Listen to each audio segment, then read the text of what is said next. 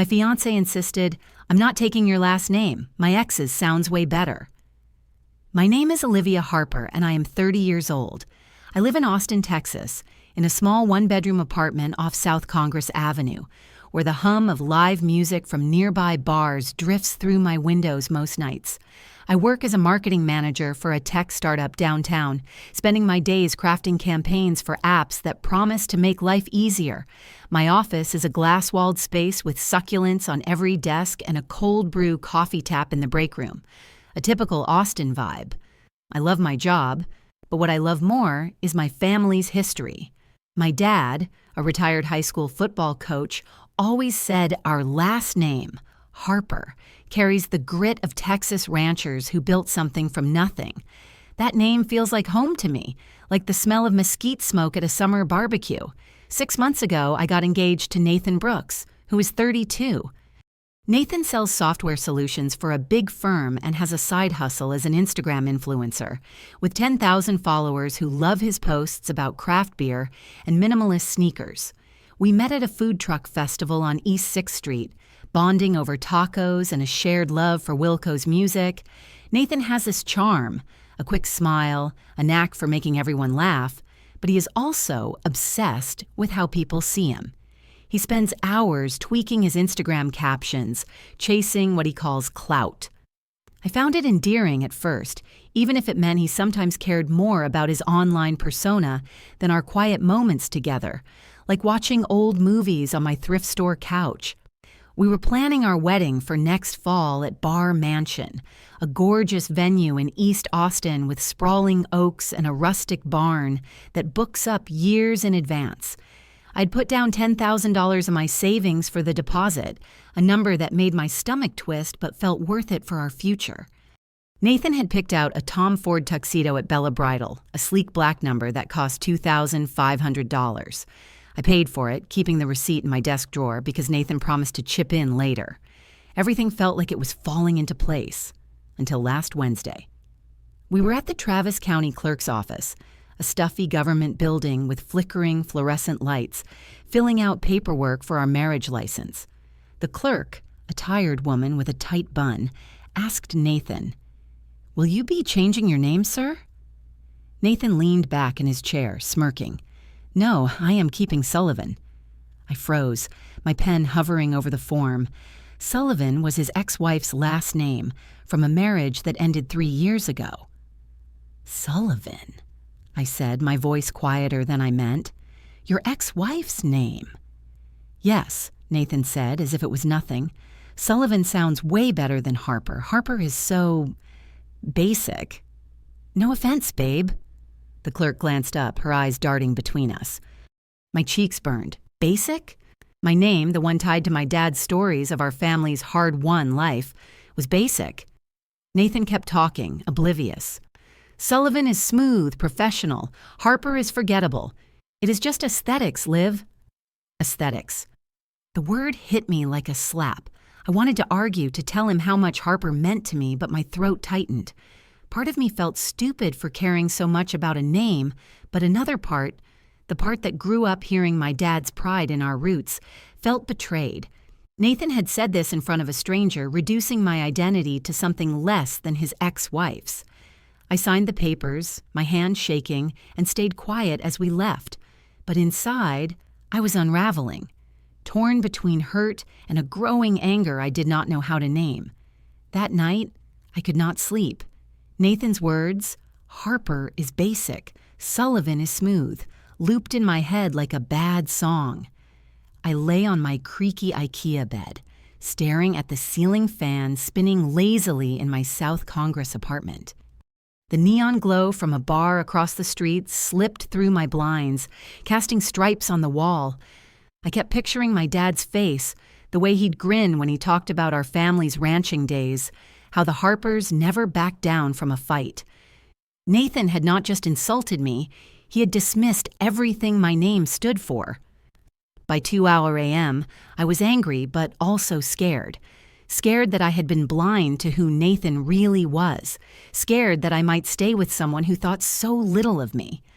I wanted to shake it off, to tell myself it was just a name, but the hurt clung like dust on my boots after a hike in Zilker Park.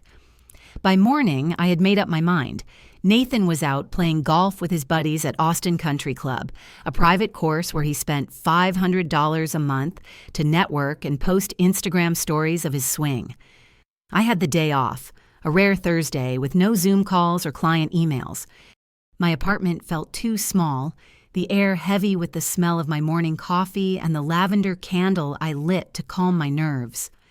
I sat at my kitchen table, a wobbly wooden thing I had painted sage green last summer, and opened my laptop.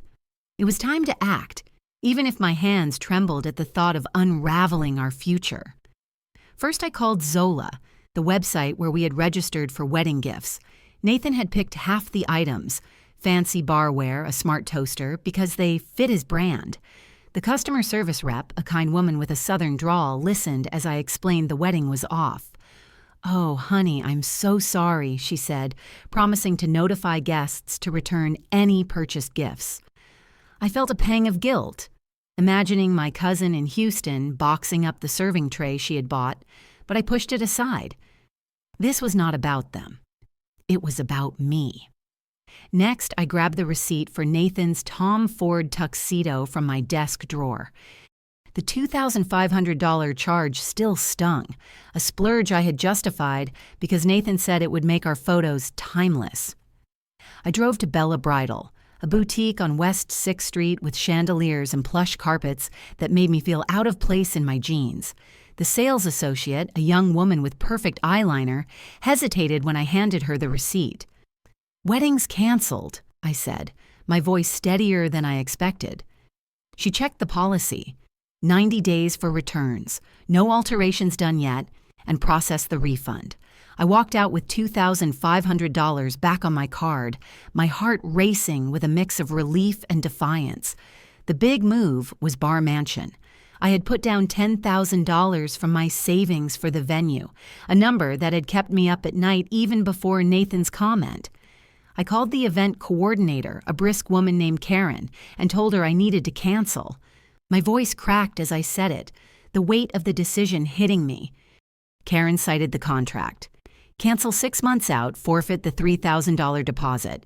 We were 7 months out, so I was in the clear for the rest. After 15 minutes of paperwork, $7,000 was refunded. I felt like I had reclaimed a piece of myself, but also like I was betraying the version of me who had dreamed of that day. I kept going.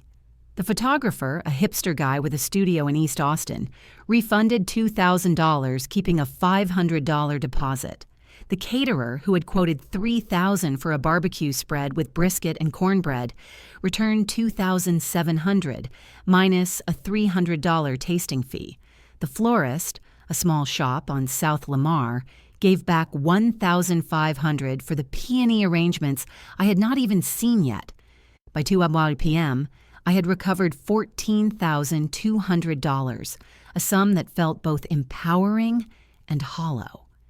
My last stop was a travel agency in Westlake Hills, a ritzy area with smoothie shops and yoga studios. I booked a solo trip to Miami, Florida, 5 nights at the Fontainebleau Hotel, a first-class round-trip flight, and a spa package. The total came to $3,700, paid with my wedding refunds. I had always wanted to see Miami's Art Deco buildings and walk along South Beach, but Nathan had called it too touristy. This trip was mine, a declaration I barely recognized in myself. Back home, I moved Nathan's clothes, his pressed shirts and limited edition sneakers, to the guest room, a cramped space with a futon and my old college books. I took down our wedding vision board, a collage of magazine clippings pinned to my kitchen wall, and replaced it with my Miami itinerary, printed on crisp white paper. In Nathan's closet, where his tuxedo had hung in its garment bag, I taped a note. "Since Sullivan sounds way better than Harper, let Sullivan pay for your tuxedo. Best of luck. The basic Harper." Next to it, I hung a Texas state flag, the one my dad had given me when I moved to Austin. It was petty, I knew, but it felt right, like planting a flag in my own ground. I stood back, my chest tight with pride and fear. wondering if I was strong enough to see this through. Nathan came home around 6 in the evening, his golf bag slung over his shoulder and a grin on his face. My apartment smelled faintly of the tacos I had heated up for dinner, a comfort food I craved after a day of dismantling our plans. He tossed his keys onto the kitchen counter, the clink echoing in the quiet space. "Liv, you have to see this new putter I got at the club," he said, already pulling out his phone to show me a photo. Then he noticed my suitcase by the door, a battered black roller I had bought for a college trip to New Orleans. His grin faded. "What is this?" "Miami," I said, stirring my coffee, the mug warm in my hands. "I am leaving tomorrow, solo trip." My voice was calm, but my stomach twisted, a mix of resolve and dread. Nathan laughed, a sharp sound that grated on me. "Solo? What about the wedding?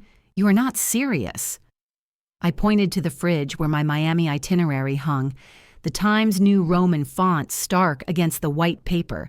His eyes narrowed, and he crossed the room to my bedroom, where his closet door stood open. He froze when he saw the Texas flag and my note taped to the hanger. "Since Sullivan sounds way better than Harper, let Sullivan pay for your tuxedo. Best of luck." The basic Harper. He stormed back, clutching the note, his face red. "You returned my Tom Ford tuxedo? $2,500, Liv. My tuxedo." I set my mug down, the ceramic clinking against the sage green table. "I paid for it, Nathan. If Harper is so basic, you should not need it." My words were steady, but inside I was shaking. Part of me wanted to take it all back, to smooth things over like I always did when Nathan got upset. But another part, the part that remembered my dad's stories about our family's strength, refused to budge. "This is insane," Nathan said, pacing the hardwood floor, his sneakers squeaking. "You canceled our wedding over a name? You are blowing this out of proportion." His voice had that edge he used when he thought he could talk his way out of anything, the same tone he used to close deals at work. But this was not a sales pitch. "No," I said, meeting his eyes. "I canceled it because you think my family, my name, is forgettable. You chose your ex-wife's name because it has clout. That is not a name thing, Nathan. That is a respect thing." He scoffed, pulling out his phone, his fingers flying across the screen. I knew he was texting his friends, his golf buddies, his Instagram crew, maybe even his mom. "You are ruining everything," he muttered. His phone rang almost instantly and he answered, turning away. "Mom, she is losing it. She returned my tuxedo." I could hear his mother's voice, loud and shrill, through the speaker. "You are keeping Sullivan? Nathan, what were you thinking? That is disrespectful." I sipped my coffee, surprised but relieved that even his mom saw it my way. Nathan's shoulders slumped, but he snapped back at her. "It is just a name, Mom. Sullivan sounds better for my brand." More yelling followed, words like selfish and foolish cutting through the line. He hung up, glaring at me. "Happy now? My mom is freaking out." I wanted to feel triumphant, but instead I felt a pang of sadness. Nathan was not a monster. He was just so caught up in his image, his 10,000 followers, his curated life, that he could not see how much he had hurt me. "I am not happy," I said softly, "but I am done pretending this is okay." He started texting again, probably venting to his group chat, the one he used to share memes and brag about his latest sponsored post for a local brewery. I sat there wondering how it had come to this, my heart heavy but certain. I had chosen myself, but the weight of that choice was settling in, and I was not sure if I was ready for what came next. The next morning, I woke up early, the Austin sunrise painting my apartment in soft pinks through the blinds. My suitcase was packed, sitting by the door like a silent promise.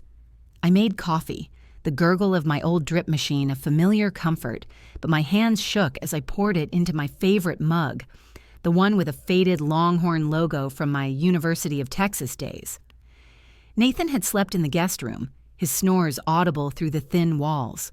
I felt a strange mix of freedom and guilt, like I was abandoning something I should have fought for, even though I knew I was fighting for myself. I kept picturing his face last night, angry, but also lost, like he could not believe his perfect life was slipping away. By noon, the fallout had begun. Nathan's phone buzzed constantly, notifications lighting up the screen he had left on the kitchen counter. I did not look, but I could guess what was happening. One of his golf buddies must have shared our fight in their group chat, because Instagram was already buzzing. A friend of a friend had posted a screenshot of Nathan's old bio, where he called himself Nathan Sullivan Brand Builder. Comments piled up. Keeping your ex's name? Dude, that's weird. Team Harper, TBH. I felt a flicker of satisfaction, but it was drowned out by exhaustion. I did not want to be the center of a social media storm. I just wanted to be seen for who I was. Nathan emerged from the guest room, his hair messy and his eyes red. "Liv, this is getting out of hand," he said, holding up his phone.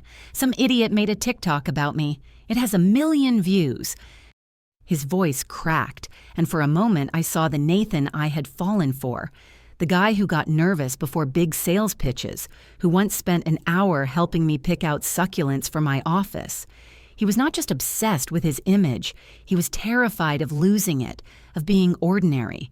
"I will take Harper," he said, almost pleading. "Let us postpone, figure this out."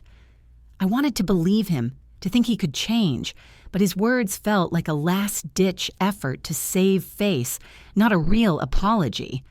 "Why?" I asked, my voice quiet. "Because you mean it, or because you want the wedding back?" He looked away, and that silence told me everything. I grabbed my suitcase and headed for Austin Bergstrom International Airport, the drive a blur of Highway 71 and billboards for barbecue joints. At the gate, I checked my phone. My best friend Jenna had texted, "Girl, you are a legend. Everyone's on your side." Nathan's sister Claire called, her voice heavy with regret. "Liv, I'm so sorry." Nathan's always been this way, chasing some idea of who he should be. You deserve better. Even his best man, Tyler, sent a message. "Nate messed up. Harper's a great name." I smiled faintly, but the support felt bittersweet. I had not wanted to end things. I had wanted Nathan to value me. In Miami, I let the world fade away. The Fontainebleau Hotel was a world of marble floors and ocean views, nothing like my cozy Austin apartment. I spent my days on South Beach, the sand warm under my feet, and my evenings sipping mojitos at a bar with neon signs and salsa music. I turned off my phone, letting the rhythm of the waves drown out the noise in my head. For the first time in months, I felt light, like I could breathe without carrying Nathan's expectations. But late at night, in my plush hotel bed, I would wonder if I had been too harsh, if I could have talked to him instead of tearing it all down. Those doubts crept in, but they never stayed long. I would touch the Texas flag keychain in my purse, a gift from my dad, and remember why I had left. Back in Austin, Nathan's life was unraveling. Jenna told me later that his TikTok had hit 1.5 million views, with comments calling him shallow and selfish. His Instagram followers dropped to 8,000, and his latest sponsored post for a local brewery got barely 100 likes. His company put him on probation, citing unprofessional conduct after clients saw the video.